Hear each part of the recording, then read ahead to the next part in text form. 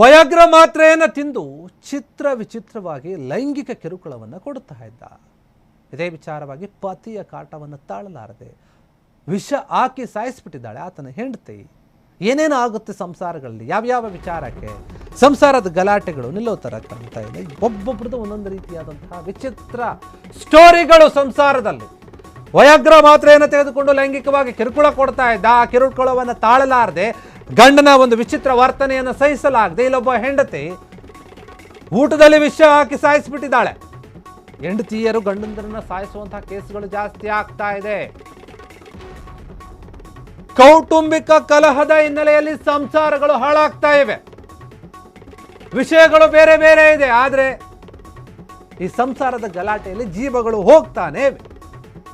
ಒಂದರಲ್ಲಿ ಹೆಂಡತಿ ಸತ್ತು, ಇನ್ನೊಂದರಲ್ಲಿ ಗಂಡ ಸತ್ತಿರ್ತಾರೆ, ಇನ್ನೊಂದರಲ್ಲಿ ಅದನ್ನೂ ಮೀರಿ ಸಂಬಂಧಿಕರು ಕೂಡ ಸತ್ತೋಗಿರ್ತಾರೆ. ಇಂಥದ್ದೇ ಆಗ್ತಾ ಇದೆ ಬರೀ.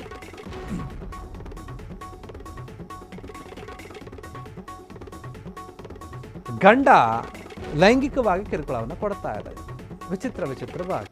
ಸಾಮಾನ್ಯವಾಗಿ ಆಯ್ತಾ ನಾರ್ಮಲ್ ಆಗಿದ್ದರೆ ಕೊಡ್ತಾ ಇರಲಿಲ್ಲ ಅನ್ಸುತ್ತೆ, ಆದರೆ ಆತ ವಯಾಗ್ರ ಮಾತ್ರೆಯನ್ನು ತೆಗೆದುಕೊಂಡಿದ್ದಾನೆ. ತುಂಬ ಅತಿರೇಕದ ವರ್ತನೆಯನ್ನು ಮಾಡಿರ್ತಾನೆ ಹೆಂಡತಿ ಅರ್ಥ. ಅದನ್ನು ಹೆಂಡತಿಗೆ ಸಹಿಸೋಕ್ಕಾಗಿಲ್ಲ, ಏನು ಹಿಂಗೆ ನಡ್ಕೊಳ್ತಾ ಇದ್ದಾನೆ ಅಂತ. ಮೃಗೀಯ ರೀತಿಯಲ್ಲಿ ವರ್ತನೆ ಮಾಡಿರಬಹುದು, ಕಾಟ ಕೊಟ್ಟಿರ್ಬೋದು, ಬಿಡಿಸಿರ್ಬೋದು, ಹೊಡೆದಿರ್ಬೋದು, ಬೈದಿರ್ಬೋದು, ಏನಾದರೂ ಆಗಿರಬಹುದು. ಲೈಂಗಿಕ ಕಿರುಕುಳ ಅಂತ ಹೇಳ್ತಿದ್ದಾರೆ, ನೀವು ಅರ್ಥ ಮಾಡ್ಕೊಳ್ಬೋದು. ಎಷ್ಟು ದಿನ ಅಂತ ಸಹಿಸ್ಕೊಳ್ತಾಳೆ ಆಕೆ ಕೂಡ ಪಾಪ, ಒಂದಿನ 2 ದಿನ. ಆದರೆ ಪ್ರತಿನಿತ್ಯವೂ ಕೂಡ ಅದೇ ರೀತಿಯಾಗಿ ಕಾಟವನ್ನು ಕೊಟ್ಟರೆ ಯಾರು ಸಹಿಸ್ಕೊಳ್ತಾರೆ?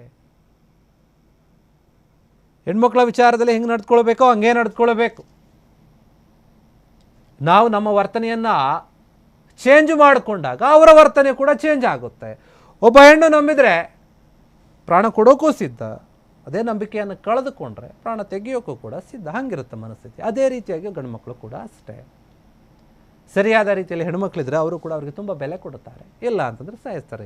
ಎರಡೂ ರೀತಿಯಾದಂಥ ಘಟನೆಯನ್ನು ನಾವು ನೋಡ್ಕೊಂಡು ಬರ್ತಾ ಇದ್ದೀವಿ. ಇಬ್ಬರೂ ಸರಿ ಇದ್ದರೆ ಸಂಸಾರ ಸರಿ ಇರುತ್ತೆ, ಇಲ್ಲ ಅಂತಂದರೆ ಇಲ್ಲ. ಒಬ್ಬನ ಬಿಟ್ಟು ಇನ್ನೊಬ್ಬರು ನೋಡಿಕೊಂಡೆ ಆ ರೀತಿಯಾಗಿರ್ಬೋದು, ಅಥವಾ ಈ ರೀತಿಯಾಗಿ ಚಿತ್ರಹಿಂಸೆಗಳನ್ನು ಕೊಡೋದಾಗಿರ್ಬೋದು, ವರದಕ್ಷಿಣೆಯ ಕಿರುಕುಳ ಆಗಿರ್ಬೋದು, ಇವೆಲ್ಲವೂ ಬಂದಾಗಲೇ ಸಂಸಾರದಲ್ಲಿ ಗಲಾಟೆ, ಕೊಲೆ, ಹಲ್ಲೆಗಳು ಇವೆಲ್ಲ ನಡೆಯೋದು. ಈ ವಿಚಾರದಲ್ಲಿ ಸೂರತ್ನಲ್ಲಿ ನಡೆದಂತಹ ಘಟನೆ ಇದು ನೋಡಿ. ಅಲ್ಲಿ ಹೈದರ್ ಅಲಿ ಆತ ವಯಾಗ್ರ ಮಾತ್ರೆಯನ್ನು ತೆಗೆದುಕೊಂಡು ವಿಚಿತ್ರವಾಗಿ ನಡೆದುಕೊಳ್ತಾ ಇರ್ತಾನೆ. ಈತನನ್ನು ಇಶ್ರತ್ ಖಾತೂನ್ ಏನಿದ್ದಾರೆ ಅವರು ಕೊಲೆ ಮಾಡಿದ್ದಾರೆ. ಹೈದರ್ ಅಲಿ ಬಿಹಾರದ ಪೂರ್ವ ಚಂಪಾರಣ್ ಜಿಲ್ಲೆಯವನು ಅಂತ ಹೇಳಲಾಗ್ತಾ ಇದೆ. ವಯಾಗ್ರ ಮಾತ್ರೆಯನ್ನು ತಿಂದು ಪತ್ನಿಗೆ ಲೈಂಗಿಕವಾಗಿ ಕಿರುಕುಳವನ್ನು ಕೊಡ್ತಾ ಇದ್ದ ಈ ಹೈದರ್. ಬೇಸತ್ತು ಹೋಗ್ಬಿಟ್ಟಿಲ್ಲ ಆತನ ಹೆಂಡತಿ. ಗಂಡನ ಕಿರುಕುಳವನ್ನು ತಾಳೋಕ್ಕೆ ಆಗದೆ ವಿಷ ಹಾಕಿ ಕೊಲೆ ಮಾಡಿಬಿಟ್ಟಿದೆ. ನೀನು ಬದುಕೋದೇ ಬೇಡ, ನಿನ್ನಿಂದ ನನಗೆ ಸಹಿಸೋಕೆ ಆಗ್ತಾ ಇಲ್ಲ, ಕಾಟ ಜಾಸ್ತಿ ಆಗ್ತಾಯಿದೆ, ನೀನು ಎದ್ರಷ್ಟು ಬಿಟ್ಟರೆಷ್ಟು, ಬೇಕಾಗಿಲ್ಲ ನೀನು ಅಂತ ಹೇಳಿ ವಿಷ ಹಾಕ್ಬಿಟ್ಟಿದ್ದಾರೆ. ಅದು ಎಲ್ಲಿ, ಯಾವುದರಲ್ಲಿ? ಅರಿಶಿಣದ ಹಾಲಿನಲ್ಲಿ ವಿಷವನ್ನು ಬೆರೆಸಿ ಕೊಟ್ಟು ಆತನಿಗೆ ಕುಡಿಸಿ ಸಾಯಿಸಿರುವಂಥದ್ದು. ಹಂಗೆ ಸಾಯಿಸಿ ಆಮೇಲೆ ಇದು ಸಹಜ ಸಾವು ಅಂತ ಹೇಳಿ ನಂಬಿಸಿರ್ತಾಳೆ. ನನಗೇನೂ ಗೊತ್ತಿಲ್ಲ, ನಾನೇನೂ ಮಾಡಿಲ್ಲ, ಅದು ಸುಮ್ಮನೆ ಇದಕ್ಕಿದ್ದಂಗೆ ಸತ್ತೋಗ್ಬಿಟ್ಟ. ಆದರೆ ಸುಳ್ಳು ಹೇಳಿದೆ. ಎಲ್ಲಿ ತನಕ ಸುಳ್ಳು ಸತ್ಯವಾಗಿರುತ್ತೆ? ಸತ್ಯ ಹೊರಗೆ ಬರೋ ತನಕ ಮಾತ್ರ ಸುಳ್ಳು ಸತ್ಯ ಆಗಿರೋಕ್ಕೆ ಸಾಧ್ಯ. ಸತ್ಯ ಹೊರಗೆ ಬಂದ ಮೇಲೆ ಸುಳ್ಳು ಯಾವಾಗಿದ್ರೂ ಸುಳ್ಳಾಗಿಯೇ ಇರುತ್ತೆ. ಅದೇ ಗೊತ್ತಾಗಿದ್ದು. ಶವ ಪರೀಕ್ಷೆಯನ್ನು ಮಾಡಿಸಿದ್ದಾರೆ, ಮರಣೋತ್ತರ ಪರೀಕ್ಷೆಯಲ್ಲಿ. ಆಗ ಎಲ್ಲ ಕೂಡ ಬಯಲಾಯಿತು. ಹೆಂಡತಿ ಸಾಯಿಸಿದ್ದು, ಇನ್ಯಾರು ಸಾಯಿಸಿದ್ದು ಅಂತ. ಸಹಜ ಸಾವಲ್ಲ, ಇದು ಕೊಲೆ. ಅರಿಶಿಣದ ಹಾಲಿನಲ್ಲಿ ವಿಷ ಬೆರೆಸಿ ಸಾಯಿಸಿದ್ದಾರೆ. ಹೆಂಡತಿಯ ಅಸಲಿ ಮುಖವಾಡ ಬಯಲಾಗಿದೆ. ಅದೇ ರೀತಿಯಾಗಿ ಗಂಡನ ಕಿರುಕುಳದ ಅಸಲಿ ಮುಖ ಕೂಡ ಬಯಲಾಗಿದೆ. ಗಂಡ ಕಿರುಕುಳ ಕೊಟ್ಟಿದ್ದು ತಪ್ಪು, ಕಿರುಕುಳ ಕೊಟ್ಟಿದ್ದಾನೆ ಅಂತ ಹೆಂಡತಿ ಸಾಯಿಸಿದ್ದು ತಪ್ಪು. ಇದು ತಪ್ಪಿದೆ.